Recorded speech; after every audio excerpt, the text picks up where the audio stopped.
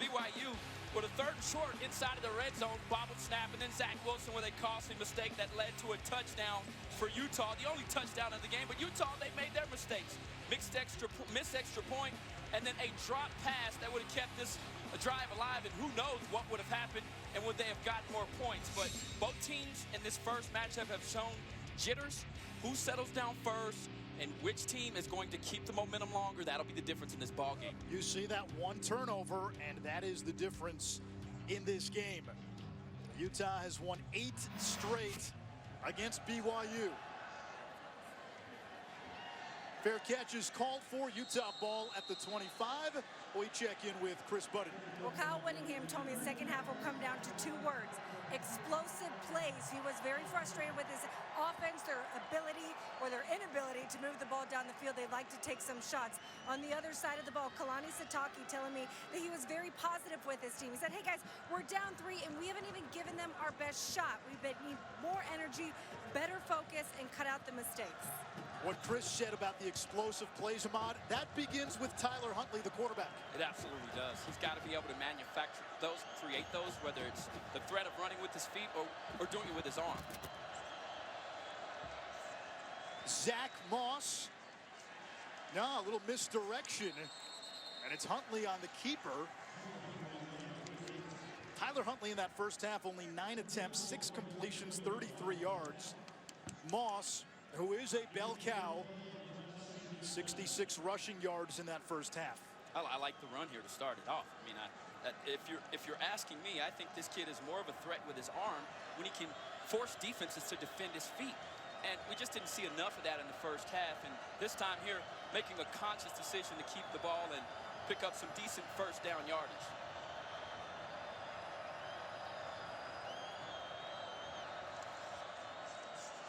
Now Moss, got a good block. Moss powering across the 40. The strength of 20 men on that kid. Well, and you said it, but here's what's new in this Andy Ludwig offense. You saw Huntley there go under center. I can tell you right now, 90% of the time when that guy's under center, number 2 is going to get the football, Zach Moss, and that was power football. I mean, they just lined blockers up and allowed their running back, their star tailback, to create some yardage there and to move the chains. On the zone read, Moss. Again, muscling ahead to the 44 of BYU. To go back to what you said, under center, it's going to Zach Moss. That kind of predictability, doesn't that play into the hands of BYU's defense? Well, it does. And if you're the Utes, you've got to balance that out with play action pass. But when you're getting 10 yards a clip like they are under center right now, why steer away from it? And Zach Moss is the type of back that you do not want to get him to catch fire, because the next thing you'll know, he'll rack up 200 yards on you, 4 touchdowns, as he comes to the sideline for a breather after 2 consecutive runs. Jordan Wilmore, the freshman, in at running back. He gets the call. And Wilmore, who earned rave reviews in camp, picks up 3. Kyle Whittingham, every time he was asked about who stood out in practice, sometimes before the question was even thrown upon him, Jordan Wilmore. Jordan Wilmore, yeah. They like this kid in his future. Simpkins. And a flag at the end of the play. That's going to be holding out there on the outside edge. Ryan Thompson. Holding. Offense. Number 19. 10-yard penalty from the spot of the foul. Replay 2nd down. And they are desperately trying to get Simpkins involved in this offense. As they, he's the kind of guy that can really change the complexity of a game and the rhythm of it with his speed and his burst. That time on the outside edge, Thompson just trying to work hard against the BYU defensive back and just grab too much jersey. Now, if you can get inside, you're able to hold, and that's what every wide receiver coach, every coach that teaches blocking, teaches you there. That was a clear call to make for the officials. Utah deploying some of that running back depth. Devontae Henry Cole now into the game. A little more speed out of him. Also a good receiver out of the backfield. Huntley will tuck and run. And he goes out of bounds after a gain of 4. 3rd down for Utah. They want max protect, meaning they keep in numbers so that Huntley has time. And there was only 2 deep field routes down, and BYU's defense did an excellent job of covering them up. So Huntley making a wise decision to tuck it and run. And now you've got a third and long situation, and Moss comes back into the game. And I think where Moss's game can really grow is if he can be utilized in the passing game, because teams are going to key on him. Can he be a guy that can run a swing route, be a mismatch on a linebacker, and still be able to get touches? Utah 1 of 6 on 3rd down. Huntley under pressure. And that is brought in by Solomon Enos, the son of former Penn State All-American Curtis Enos. Dad, the 5th overall pick in that great '98 draft. What a clutch play. The concentration, the focus, the strong hands. He never even brings his ball into his chest.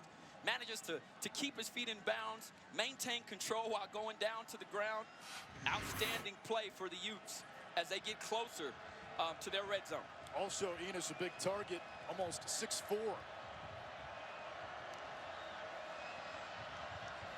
Huntley flushed. Good block there by Covey to give Huntley a few extra yards, a gain of 7. When you go back to it, the first play, they commit to the run. He takes the football. Then on a 2nd and long situation, he chips away at the sticks, allows them to get into that 3rd down conversion. And now, with them dropping him back, we talked to BYU. They're going to make him beat him with his arm. The problem with that is you open up running lanes for a guy like Huntley, and we know he can be a special runner when the ball's in his hands. 9th play of the drive.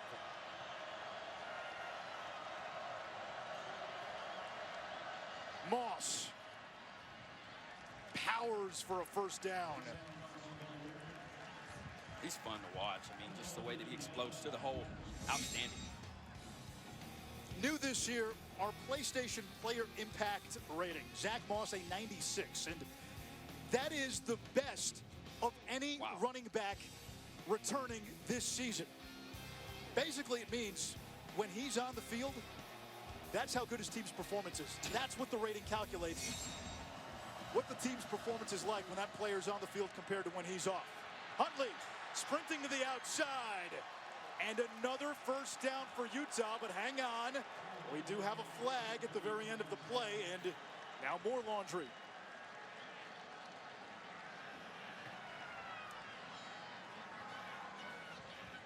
And the jawing continues. D'Angelo Mandel getting into it, 16 in blue. The Utes offensive line didn't like the shot that their quarterback took there at the end of the play.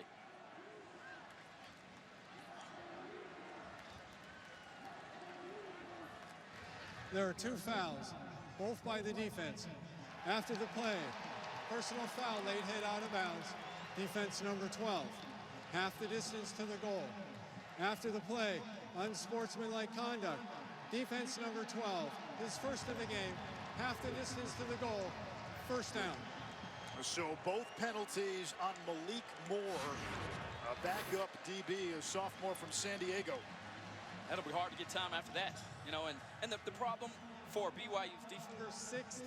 Yeah, and that's got to be D'Angelo Mandel. Malik Moore, they said 12, and they meant 16. They make the correction. Mandel left BYU a couple of summers ago. Just wasn't the right fit for him. Came back a year ago, changed man. 1st and goal. On the fly sweep. Reaching across the pylon, and a touchdown for Jalen Dixon.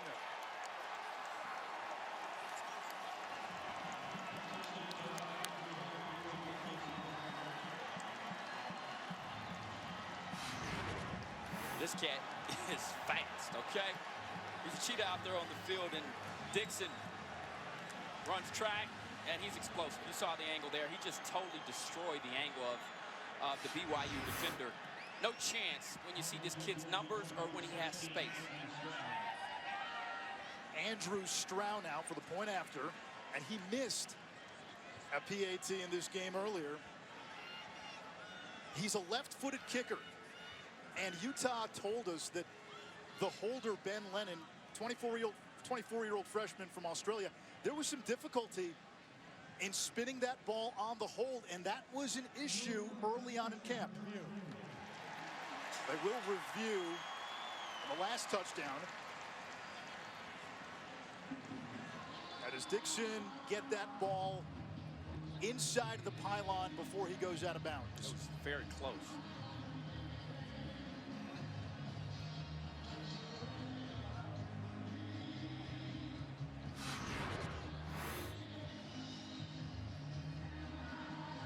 I think what the officials are looking at here is, did he maintain possession? And he extends his ball. Wow. Well, if it gets over, even briefly, if it's over and he's got the ball, it's a touchdown because then the ball is dead. But yeah, does he start to lose possession? If that's a fumble out of the end zone, boy, this is a game changer, Ahmad. That would be a touchback. It looked like he broke the plane. It did That's look like the he broke best angle there from yep. our camera crew. However, well, does he step out first? It looked like he crossed the plane first, and excellent effort there to try to get this ball out. Right there, it looks like he has possession, and that breaks the plane. I would assume that this play stands for sure. And even if you see that little juggle, once he breaks the plane, it's a dead ball. So then you don't have to maintain the control. He's a runner at that point. Yeah. It's not the same as what we like to say these days, completing a catch. He's already a runner. He's made that football move. And so as soon as that ball breaks the goal line, it's a dead ball. And speaking of running, I think the story there was Tyler Huntley. You know, really just came on there and made some key plays with his feet.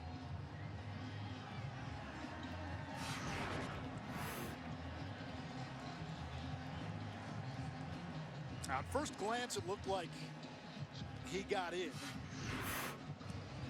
After review, the stands. the ruling on the field of a touchdown is confirmed.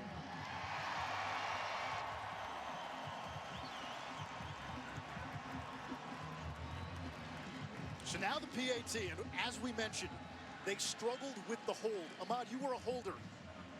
What's different about holding for a left-footed kicker?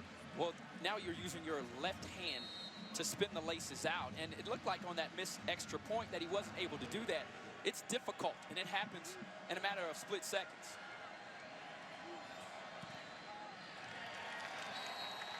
And this kick is good.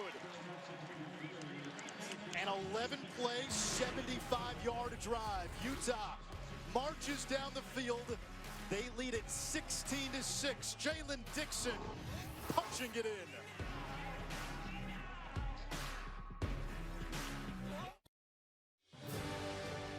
ESPN celebrating 150 years of college football.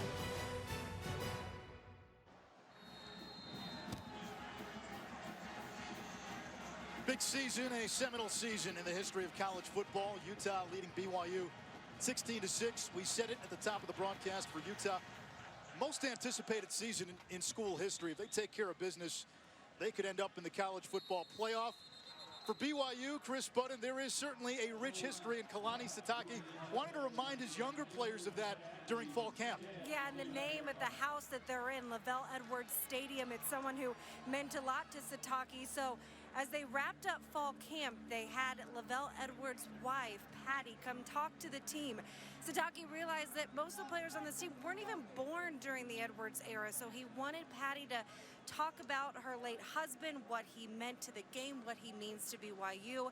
Sitake said, listen, we haven't done a very good job of protecting his house. I wanted them to understand who he was, what he means to this school, and what it means when we play in his stadium. Before Lavelle Edwards took over as BYU's head coach, this was a lopsided rivalry. Utah dominated.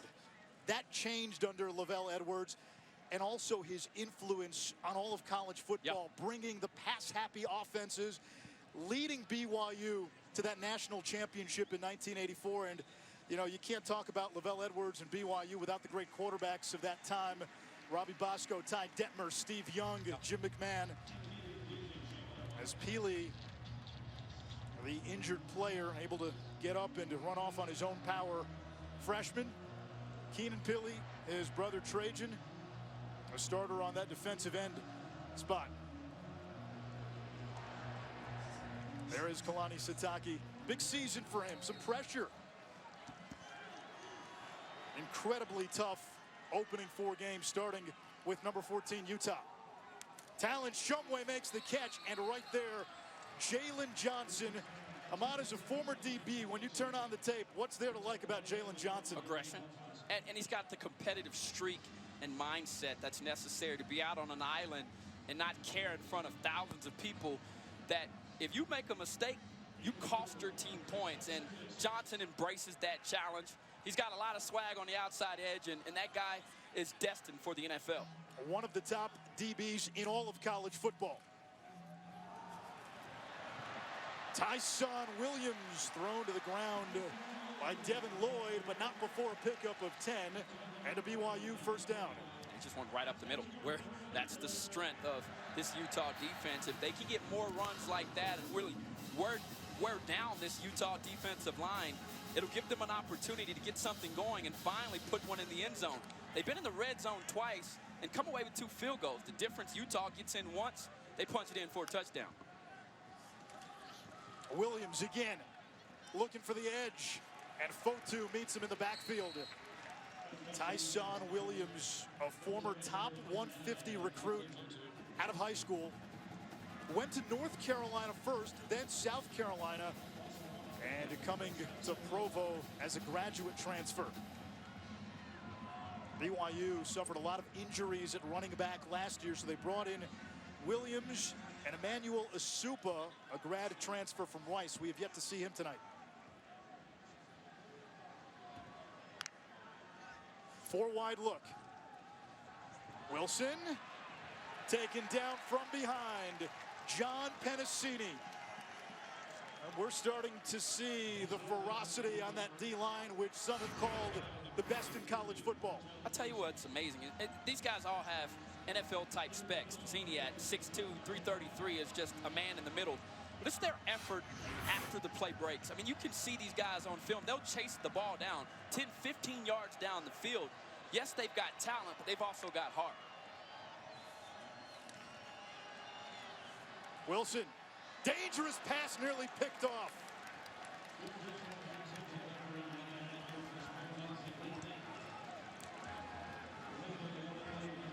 Burgess almost had that one, and the wind is starting to pick up again. BYU will punt. Now, wind has been intermittent in this game, but at times it's really ramped up.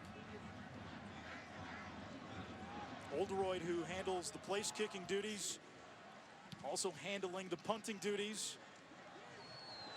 Covey inside his own 20. Stays on his feet and taken down as he gets across the 25-yard line. Utah with a 10-point lead midway through the 3rd quarter. The college football playoff lives on ESPN.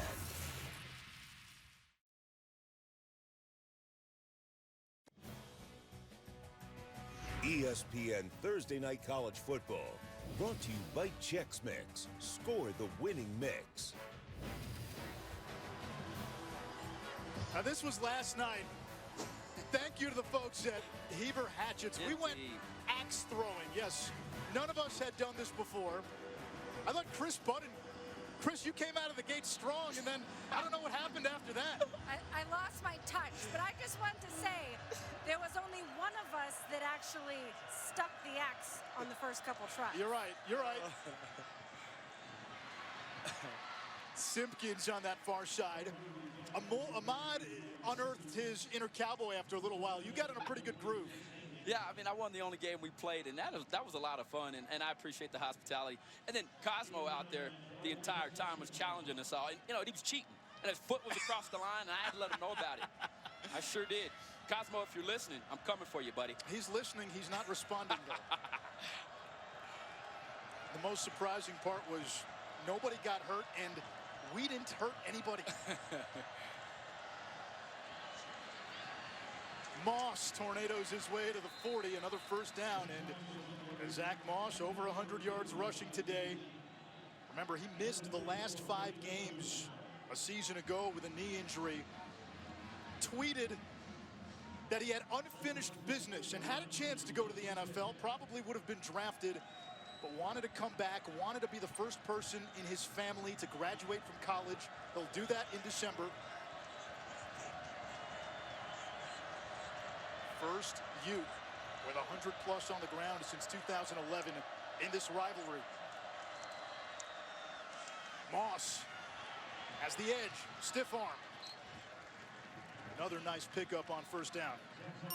Big one Saturday, Oregon and Auburn, best matchup of week 1 at Jerry World.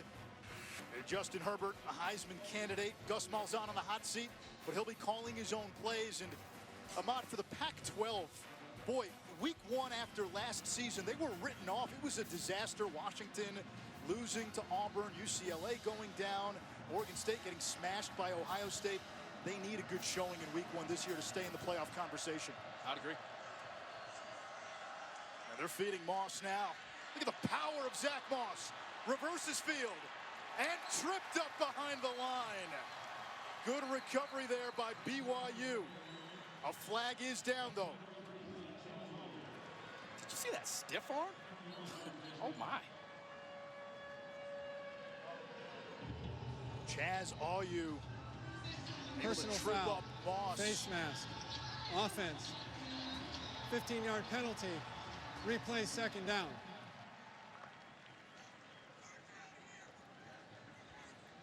So this one is coming back.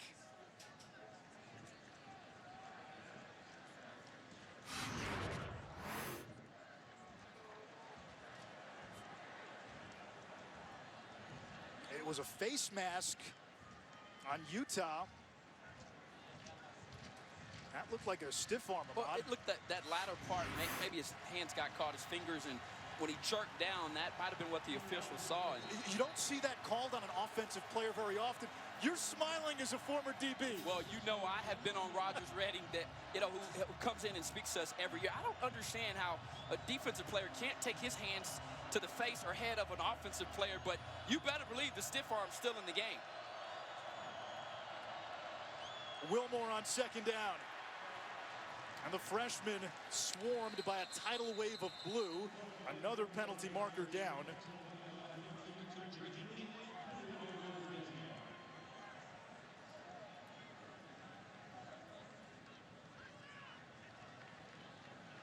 Holding. Johnny Mahia is slow to get number 55. 10-yard penalty. Replay second down. This pushes Utah further back. It's a holding call. And it's about to be second and Neptune. If there is an area of weakness on this team, it's the offensive line. And it's not because these guys aren't good players. They believe they've only got maybe 6 guys, quality offensive linemen. And this is something throughout the course of the year. They're going to need more guys to emerge if this offense is going to be as explosive as it can be. They feel they're solid at tackle. Room for growth, though, at guard. A 3-man rush. Moss on the screen. And a nice tackle in space by Dayan Gawaloku. Senior who escaped war-torn Liberia with his sister when he was 5. His sister was 7. Came to Salt Lake City with nothing more than the clothes on his back. It's a great story, and that was a great open field tackle. Not easily done against Zach Moss, who's known for breaking the first tackle. Dixon. And Utah will punt. Hang on, extracurriculars again at the end of the play. Wow. You talked early about controlling your emotions in a rivalry game. It looked like the action was just moving this way. I didn't see anything that was extracurricular. I'd like to see it again, but it appeared to me, though, he was just chasing the football. After the play, personal foul, face mask, defense, a 15-yard penalty, automatic first down. What a costly penalty by BYU.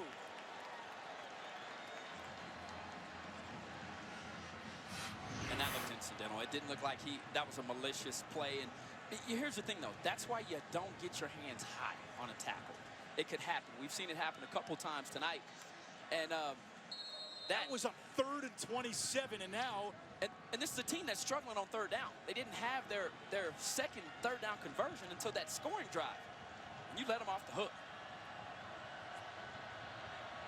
Simpkins in motion. Huntley, clean pocket. Flare to Simpkins. Those two are high school teammates driven out by Austin Lee.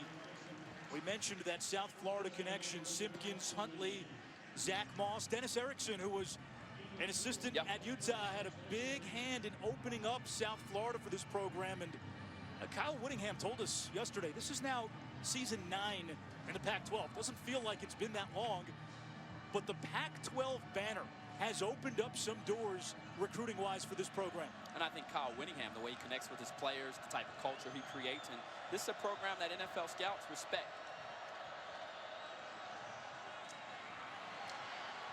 Nice run that time by Wilmore. The coaches told us they really like the young man's patience and vision. And then the next part of that, right, is being decisive when you do make a cut. I mean, he stuck his foot in the ground there and got upfield. A lot of young tailbacks tend to dance around like they used to in high school. This is a different ball game, and Wilmore has not looked like he's overwhelmed by the speed of college ball. Play action. Huntley downfield, wide open. And the catch made by Keithy. This time, all alone, he hangs on. And you're starting to see some fatigue on this BYU defense. It is demoralizing as a unit when you get that close, you push them back, and they come back and convert on a penalty. And so you're thinking you're off the field, and all of a sudden now you're back out here. Now, if you've got heart and courage, here's what you want to do. You're inside of your red zone now.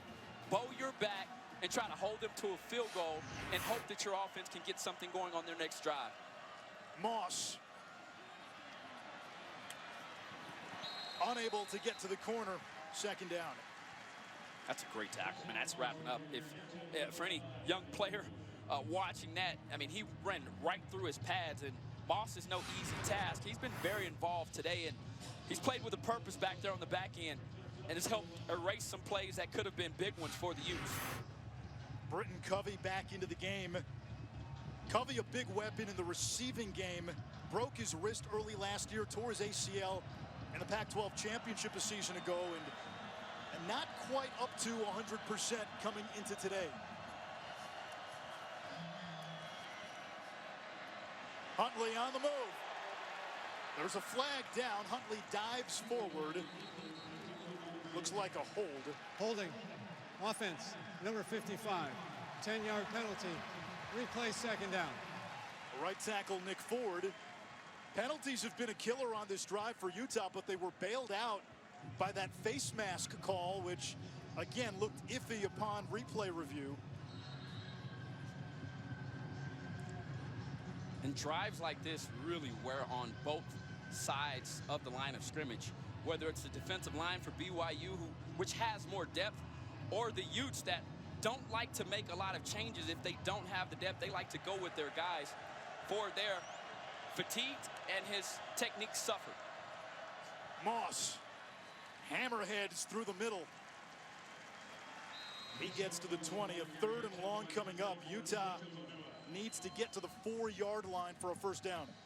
Well, once again, you're back in a situation, right? What did I say at the beginning of this drive on 1st down? Bow your back, stop them, hold them to a field goal, and as you're walking off the field, you pull one of those offensive players to the side and say, get it going. Because right now, you're starting to draw to a close as this 3rd quarter's closing. And we saw the Utes last year in the 4th quarter make an unbelievable comeback. Do the Cougars have it within them right now? But it's going to start with the stop here on 3rd down. Utah calls a play before the quarter ends. Simpkins fights his way inside the 10, down to the 8-yard line, and it'll be 4th down when the 4th quarter begins.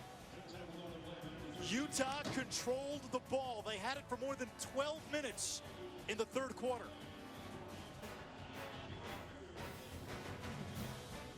There is nothing holy about the football war between BYU and Utah.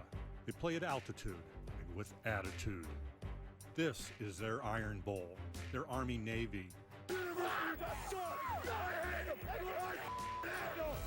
The why? The U. The Holy War.